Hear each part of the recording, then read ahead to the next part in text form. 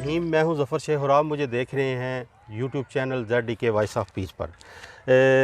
आज की एक छोटी सी नशिस्त में हमारे साथ एक बहुत ही मोहतरम और मोतबर शख्सियत, दानश्वर भी हैं। सहाफ़त में इन्होंने बहुत ऊंचा कद बनाया हुआ है, अपने काम के हवाले से बहुत जाने पहचाने जाते हैं और माजी के खिदमात के हवाले से अगर जिक्र किया जाए तो मुझसे पहले यहाँ जब मैं आया तो इनका जनाब तोती बोलता था सहाफ़त के हवाले से। असलम महर साहब, मोहम्मद असलम महर साहब हमारे साथ मौजूद हैं।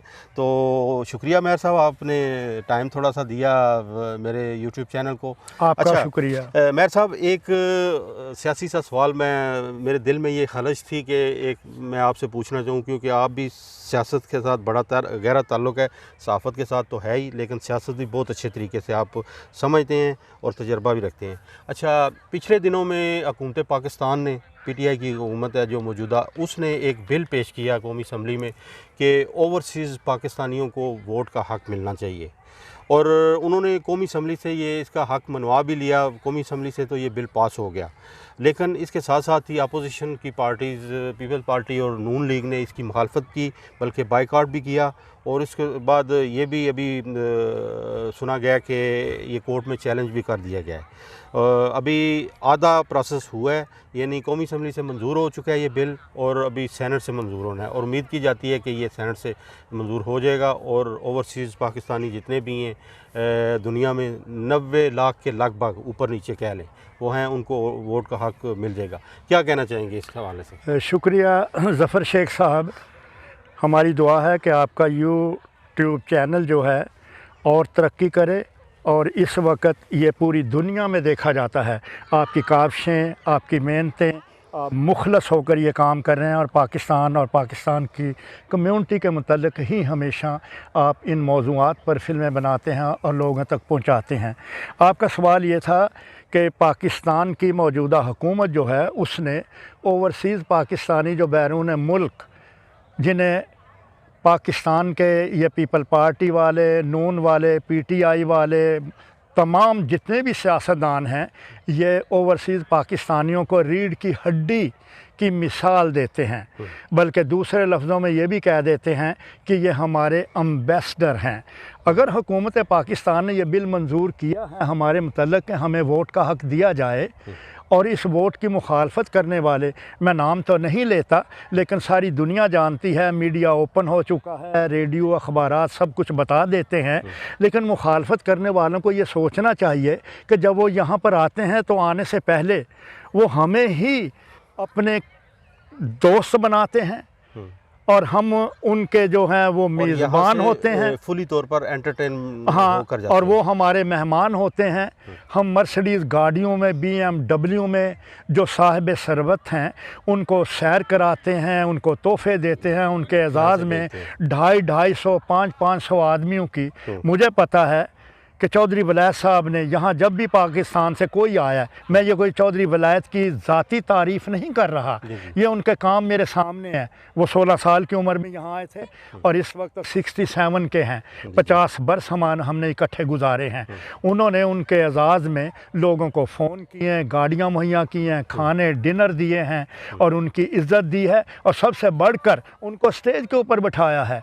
और यही लोग अब ये कह रहे हैं कि जी इनको ओवरसीज़ जो है पाकिस्तानी, इनको वोट का हक़ ना दिया जाए। क्या जमहूरियत इसी का नाम है?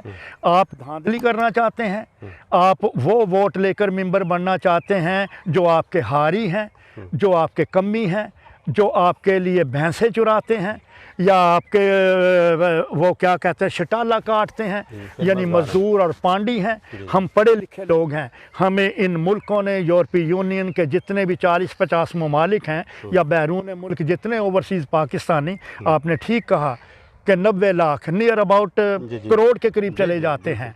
ये तालीम याफ्ता हैं। ये मेरे मुंह में ज़बान डेनमार्क ने दी है, मुझे होश व हवास डेनमार्क ने दिए हैं, मुझे ये बात करने का हौसला डेनमार्क ने दिया है।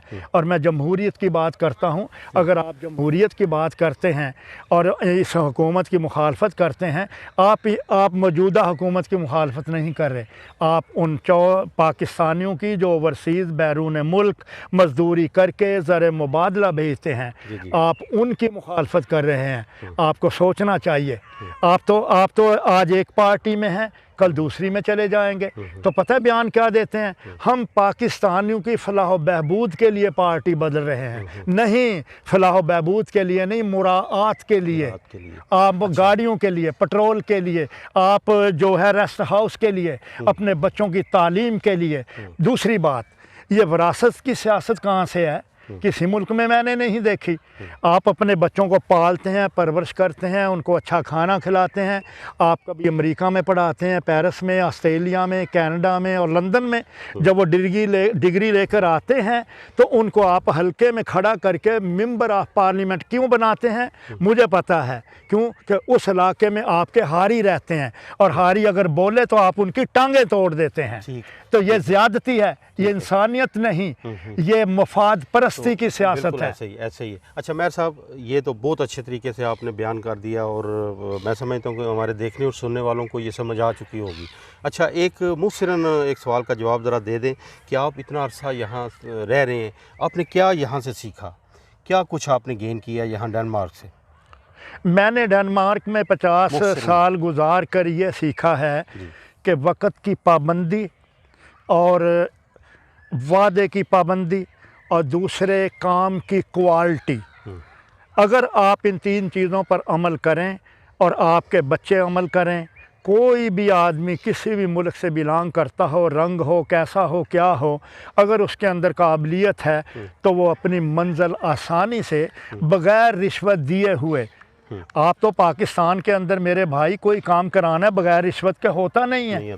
मैंने इससे पहले भी कहा था कि मेरा अगर बग़ैर रिश्वत के काम होता, मैंने 1963 में मैट्रिक किया तो शायद मैं डेनमार्क ही ना आता, मैं अपने मुल्क से रहता। मेरा ना PTI से तल्लक है, ना नून से है, ना पीपल पार्टी से है। मेरी पार्टी है पाकिस्तान, जिसके लिए कायद आज़म ने कहा था कि मेरे जिस्म में खून का आखिरी कतरा जब तक है, मैं पाकिस्तान की आज़ादी के लिए तन्हा लड़ूंगा और उस वक्त तक लड़ूंगा जब तक मेरी रूह परवाज़ नहीं कर जाती। और वो इन्हीं सियासतदानों के मुतालिक कायद आज़म ने कहा था कि मैं शेरवानी की जिस जेब में डालता हूँ आज खोटे सिक्के निकलते हैं।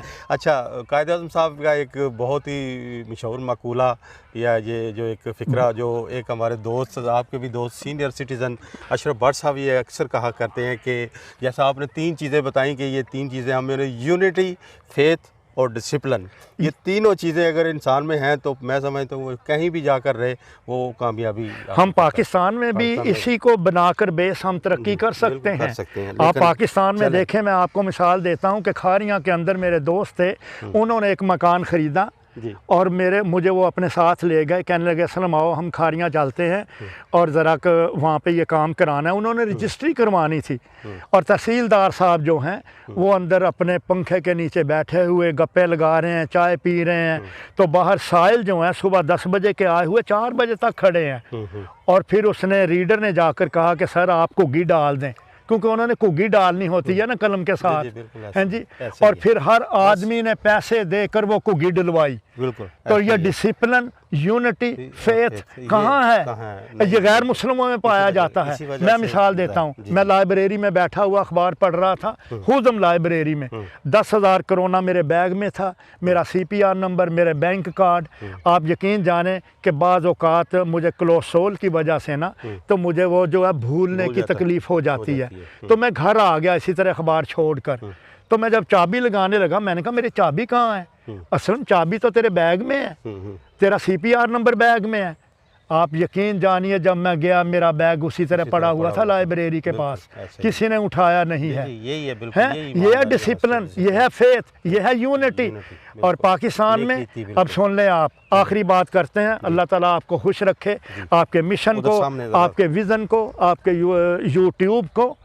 पाकिस्तान के अंदर अगर एक तालीम याफ्ता आदमी, मुझे ईमानदारी की बात है कि पाकिस्तानी ने बताया, मैं कसम खा सकता हूँ, मैं नाम ले सकता हूँ, उसने कहा कि हमें मालूम हो कि ये जो है जागीरदार है और उसके मुकाबले में ये शरीफ आदमी 24 कैरेट गोल्ड की तरह पाकीज़ा है, लेकिन गरीब है, पढ़ा लिखा है, तालीम याफ्ता है, ईमानदार है, ये अमानत में ख़यानत नहीं करता, ये किसी माफिया की तरह कब्ज़ा नहीं करता मकान के ऊपर।